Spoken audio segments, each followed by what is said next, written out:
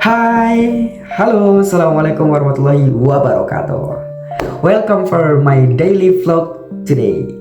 Ya, selamat datang di channel YouTube saya, Hadi Al-Hail. Nah, di sini di channel ini kamu bakal menemukan 3 big topik, topik-topik besar. Ada 3 ya teman-teman. Yang pertama saya akan membahas tentang educations, yang kedua my experience berupa travel.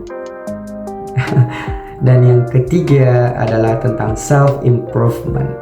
Nah, khusus di channel ini kamu bisa mendapatkan ketiga hal tersebut, dan khusus di video ini kita akan membahas satu hal saja, yaitu adalah tentang educations. Nah, teman-teman, secara spesifik kita akan mengupas tentang bagaimana caranya lulus S2.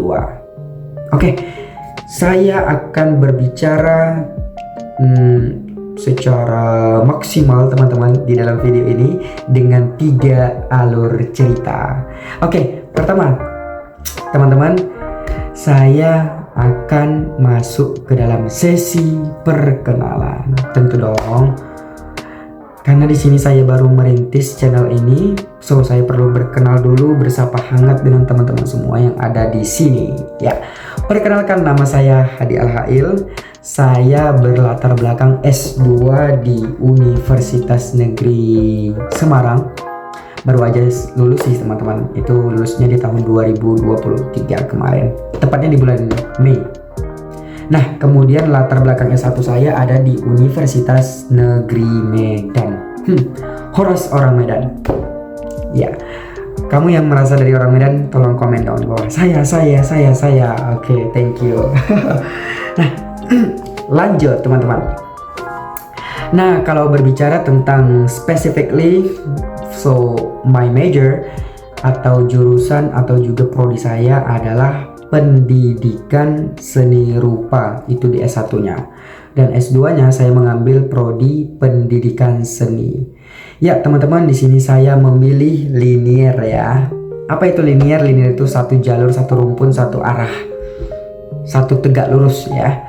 Jadi jurusan S1-nya adalah pendidikan seni rupa, kemudian linear lagi S2-nya adalah pendidikan seni. Gitu. Sebuah pertanyaan mungkin muncul di dalam pikirannya teman-teman yang saat ini sedang nonton. Apakah boleh S2 itu tidak linear? Misalnya contoh, saya latar belakangnya S1 pendidikan seni rupa, S2-nya kepingin masuk psikolog dan masuk ke S2 psikologi UGM misalnya. Boleh nggak ya? Jawabannya boleh. Bagaimana caranya dan apa konsekuensinya? Oke, nanti kita bahas di video berikutnya. Nggak hari ini ya teman-teman, kita bahas di next time. So, kita masuk ke part 2, yaitu adalah sesi konten atau isi dari topik pembicaraan kita pada malam hari ini. Ya, malam, karena di sini malam teman-teman. Oke, baik. Nah, di sini akan berbicara lebih dalam lagi tentang bagaimana caranya bisa lulus S2.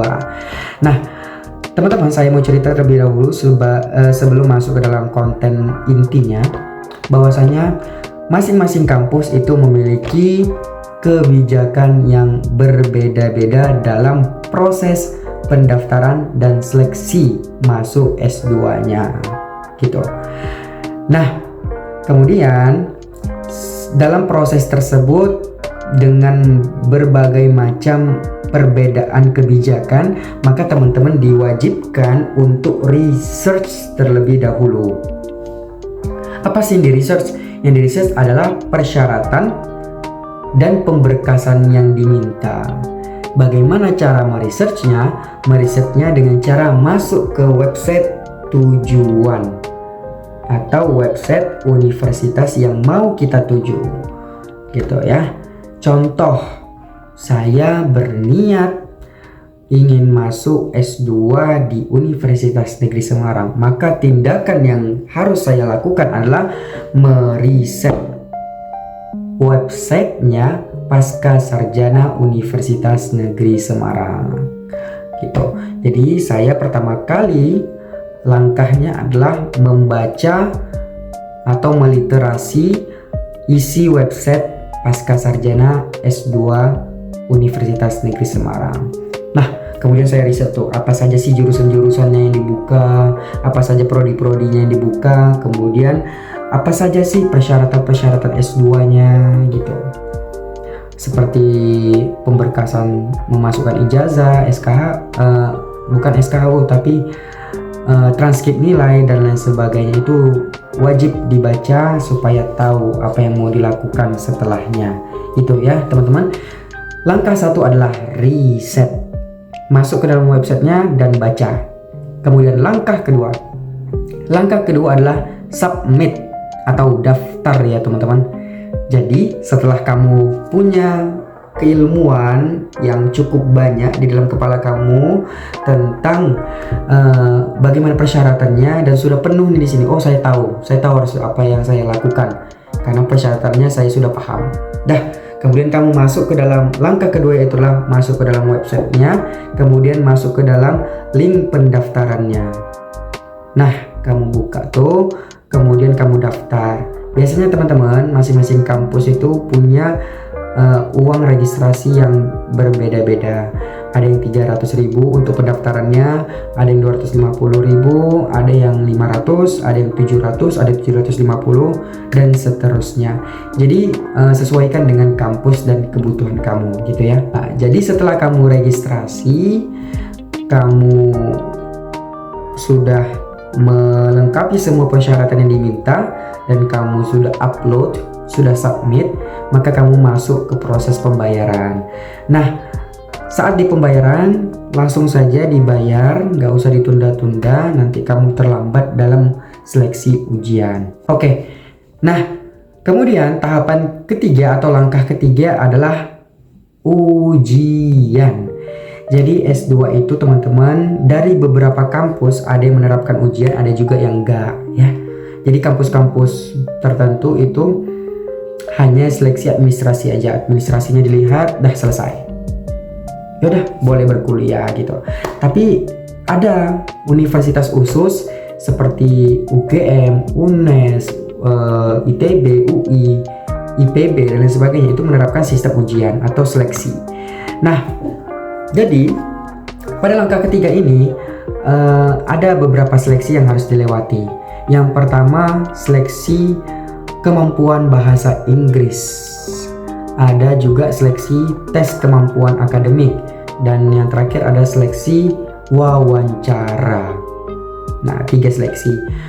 Kemudian saya perlu memberikan ilmu lebih dalam lagi dari sudut pandang lain, bahwasanya masing-masing universitas itu ada yang menerapkan 3 jenis seleksi, ada cuma 2 saja, ada cuma 1 saja gitu ya teman-teman.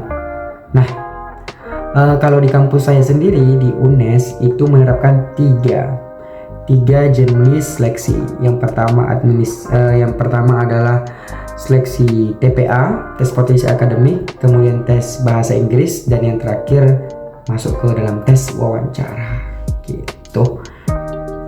Kalau dia di ITB itu tidak menggunakan tes bahasa Inggris ya teman-teman. Akan tetapi waktu saat administrasi kamu diminta untuk melampirkan tes TOEFL. Cukup menarik. Jadi tetap dibaca tuh websitenya, karena masing-masing universitas ada yang meminta skor TOEFL itu 500 misalnya, skor TOEFL itu 480. Nah, kamu harus bisa memenuhi itu supaya bisa lulus ke dalam kampus tersebut gitu ya. Nah, setelah selesai seleksi wawancara teman-teman, maka teman-teman semuanya sudah selesai ya dalam proses pendaftaran S2. Tinggal hanya saja teman-teman menunggu. Menunggu apa nih? Menunggu hilal? Tentu tidak. Akan tetapi menunggu adanya keberuntungan dari teman-teman bahwasanya dinyatakan lulus di kampus yang ingin dituju gitu ya. Dari mana sih biasanya pengumuman itu dilampirkan? Ya, pengumuman itu dilampirkan di dalam websitenya. Di mana kamu daftar, di mana kamu berproses dalam seleksi, maka di situ juga kamu akan melihat hasil pengumuman kamu lulus atau enggak. Nah, setelah kamu lulus, silahkan melanjut ke dalam beberapa aturan berikutnya untuk menuju perkuliahan. Gitu. Ya, sesi 2, sesi inti tentang bagaimana cara daftar S2 sudah selesai. Skip. Kita masuk ke closing, sesi ketiga. Ya, teman-teman. Jadi sesi closing ini saya ingin memberi dorongan atau semangat bagi teman-teman yang berkeinginan untuk S2. Dorongan tersebut berupa verbal yang saya sampaikan melalui video. Jadi teman-teman yang berkeinginan untuk S2, saya mendukung penuh naluri dan semangat juang kamu untuk belajar. Jadi pastikan teman-teman ketika teman-teman sudah melampirkan sebuah tekad dalam dirinya untuk S2, untuk melanjut ke jenjang magister, pastikan teman-teman udah mulai memperbaiki cara belajarnya, cara berpikir dan berwawasannya. Kemudian ada hal penting yang perlu diubah. Apa itu teman-teman?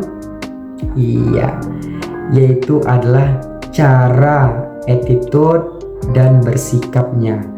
Nah, seorang S2 tentu akan mengutamakan acuan, yaitu adalah Tridharma. Kenapa? Karena untuk menjalani proses perkuliahan S2 itu adalah menggunakan pola-pola Tridharma, yaitu dimana teman-teman akan diminta banyak meneliti, banyak mengamati, kemudian banyak menganalisa, banyak membuat tulisan. Nah, hal itu tentu harus dibekali dengan rasa keinginan dan kegemarannya teman-teman. Jadi pastikan teman-teman itu senang mempublikasi, senang menulis, kemudian senang melakukan research. Ya, seperti itu. Jadi ketika kepribadiannya sudah terbentuk, sehingga nanti menjalankan S2 itu mudah gitu ya. Nggak ada beban sama sekali, malah di sini nggak ada terlihat beban-bebannya. Nggak ada yang kita pikul karena semuanya terasa enteng dan menyenangkan. Sebab kita sudah mahir dan kita juga gemar melaksanakan aktivitas tersebut. Itu saja, sekian dari saya teman-teman. Kalau ingin bertanya sesuatu tentang S2, boleh deh. Silakan tulis di kolom komentar, ntar saya jawab. Oke, thank you. Assalamualaikum warahmatullahi wabarakatuh.